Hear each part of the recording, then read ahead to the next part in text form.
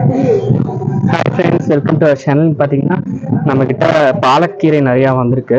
So இதை cook பண்ணுறதுக்காக எடுத்துக்கலாம். கோயில் விஷயத்தில் பக்கத்தில் சவுண்ட் வந்து டிஸ்டர்ப் ஆகும், காற்றும் பயங்கரமாக இருக்குங்க. ஸோ அப்படியே ஒவ்வொன்றும் எடுத்துக்கலாம். அது எப்படி எடுக்கணும்னு பார்த்தீங்கன்னா தண்டம் போதும் தெரியும்னு நினைக்கிறேன். கீழே வந்து அப்படியே விட்டுணுங்க. விட்டால் அடுத்த 2-3 அறுபது நம்ம வெளியே எடுத்துக்கலாம். ஸோ தண்டை மட்டும் எடுத்துக்கலாங்க. இப்போது சிசர் வச்சு கூட எடுத்துக்கலாம். இந்த மாதிரி இதை மட்டும் எடுத்துக்கோங்க. இந்த மாதிரி எடுத்துக்கோங்க. இப்போ எல்லாமே எடுத்துட்டு உங்களுக்கு காட்டுறேன்.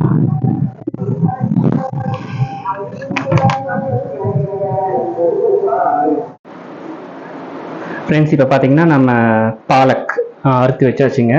இந்த மாதிரி நல்லா தண்டுலேருந்து இலை வரைக்கும் ஃபுல்லாக அறுத்துருங்க. ஒரு கட்டு வரைக்கும் நமக்கு கிடச்சிருக்கு. வீக்லி ஒன்ஸ் ஒரு கட்டு எடுக்கலாங்க. 2 க்ரோ பேக் வச்சிட்டிங்கன்னா நம்ம ஃப்ரீக்வெண்ட்டாக எடுத்துகிட்டே இருக்கலாம். ஸோ ஹெல்த்தியான ஆர்கானிக்கான பாலக், எந்த இதுவும் உரம், அதாவது ஆர்கானிக் உரம் தான் யூஸ் பண்ணியிருக்கோம். எதுவுமே பெஸ்டிசைட்ஸ், வேறு எதுவுமே கெமிக்கல்ஸ் எதுவுமே நம்ம யூஸ் பண்ணல. ஸோ கிட்ஸுக்கு பெரியவங்களுக்கு எல்லாத்துக்குமே இது ரொம்ப நல்லது. ஸோ பாலக் தொக்கு மாதிரி இன்றைக்கி கிரேவி மாதிரி பண்ணலாம். அதுக்கு தேவைப்படுறது பார்த்தீங்கன்னா பெரிய வெங்காயம் 3 எடுத்துருக்குங்க. தென் வந்து கார்லிக் பூண்டு வந்து 20 பீஸ் எடுத்துருக்கு. இதை ஃபஸ்ட்டு நம்ம அரைச்சிக்கலாங்க. அரைச்சிட்டு கூட மிளகாப்பொடி ஒரு 2 ஸ்பூன் போட்டு அரைச்சி வச்சுக்கலாம். இப்போ எப்படின்னு பார்க்கலாங்க. ஸோ மிக்ஸி ஜாரில் எடுத்து போட்டுக்கலாம்.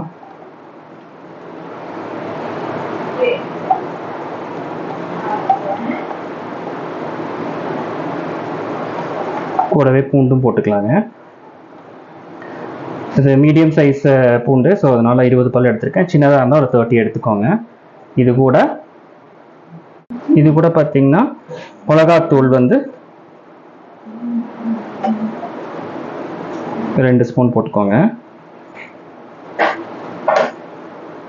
இப்போ கொஞ்சம் கொஞ்சமாக எடுத்திருக்கேன். நான் இதை வீடியோ எடுக்கிறேன்.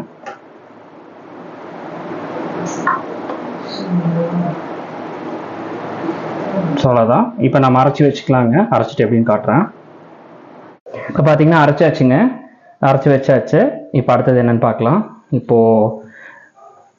கேஸ் ஆன் பண்ணியாச்சு. குக்கரோ இல்லை ஏதோ ஒன்று வச்சுக்கோங்க. பேன் ஏதாவது வச்சுக்கோங்க. ஆயில் பார்த்தீங்கன்னா ஒரு 3 ஸ்பூன் விட்டுக்கோங்க.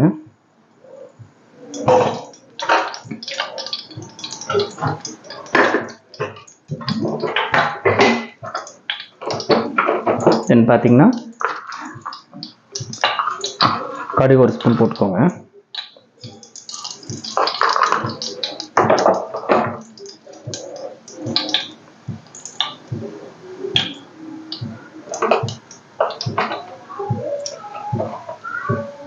இது கூட பார்த்தீங்கன்னா ஒரு ஸ்பூன் சோம்பு,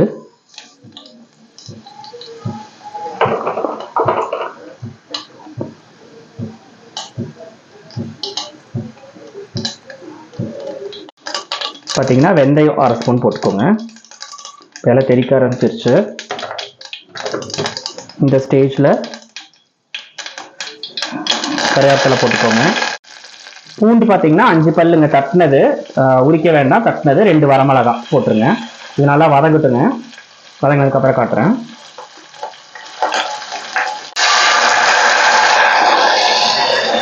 பார்த்தீங்கன்னா அரைச்சி வச்சுருக்கோம் இல்லைங்களா, அதை அப்படியே விட்டுருங்க. மிக்சிலையும் கழுவி எடுத்து வச்சுக்கோங்க.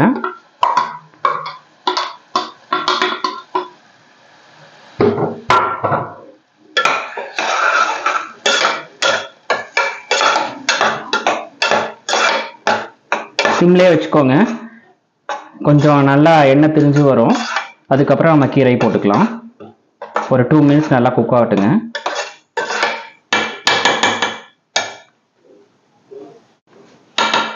இது கூட பார்த்தீங்கன்னா கருப்பட்டி ஒரு சின்ன சைஸு, இதை போட்டுருங்க. இதுவே மிக்ஸ் ஆகிடும்.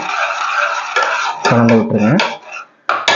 இப்போ தேவையான அளவு சால்ட் போட்டுக்கலாம்.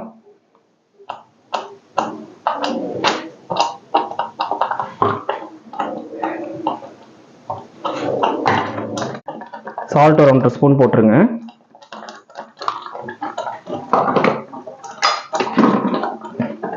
அப்புறம்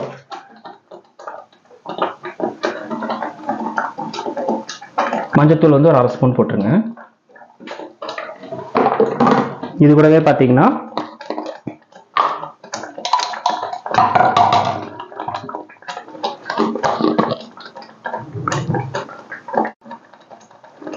இந்த ஸ்டேஜில் பார்த்தீங்கன்னா கொத்தமல்லி பொடி ஒரு 1.5 ஸ்பூன் போட்டுருங்க.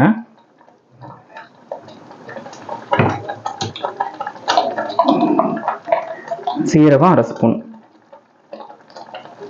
அவ்வளோதான், நல்லா குக் ஆகட்டுங்க. பார்த்தீங்கன்னா பாலக்கீரை நம்ம போட்டுடலாங்க. ஓரளவுக்கு நல்லா கொதி வந்துருச்சு, எண்ணெயும் இதாகிருக்கு, திரிஞ்சு வந்திருக்கு. இப்போ வந்து நல்லா கலக்கி விட்டுடலாம். இப்போ 5 to 7 minutes நல்லா குக் ஆகணுங்க. கீரை எந்த அளவுக்கு பொடியாக நறுக்கிறீங்களோ அந்தளவுக்கு சீக்கிரம் குக் ஆயிரும். இப்போ நல்லா கிரேவி கன்சிஸ்டன்சிக்கு வரும். இது நம்ம சாப்பாட்டுக்கும் யூஸ் பண்ணிக்கலாம், சப்பாத்தி, தோசை, இட்லி, ஈவன் நான், இது எல்லாத்துக்குமே நம்ம யூஸ் பண்ணிக்கலாம். கீரை வந்து நல்லா குக் ஆகணுங்க. 5 to 7 minutes நல்லா குக் பண்ணட்டும். ஓப்பன் பண்ணி விட்டு எல்லாம் க்ளோஸ் பண்ணியும் 2 தடவை எடுத்து அப்பப்போ கரண்டியில் கலக்கி விட்டுருங்க. இப்போ மூடி வச்சாலும் 2 நிமிஷம், அதுக்கப்புறம் ஓப்பன் பண்ணி ஒரு 5 நிமிஷம் குக் ஆகட்டும். 2 நிமிஷம் மூடி வச்சு குக் பண்ணிடலாம். ஒட்டாமல் வருங்க, பார்க்கும்போது எங்களுக்கு தெரியும். பார்த்தீங்கன்னா ஒட்டாது. இதில் மெயின் பூண்டோட ஃப்ளேவர் அதிகமாக டாமினண்ட்டாக இருக்கும். ஏன்னா பூண்டு தான் நம்ம அதிகமாக யூஸ் பண்ணியிருக்கோம், அதனால் பூண்டோட ஃப்ளேவர் அதிகமாக இருக்கும். உங்களுக்கு வேணும்னா கரும்பு சக்கரோட யூஸ் பண்ணிக்கலாம், கருப்பட்டிக்கு பதில். நாங்கள் வந்து கருப்பட்டி யூஸ் பண்ணியிருக்கோம். இப்போ சர்விங் பவுலுக்கு மாற்றிக்கலாங்க.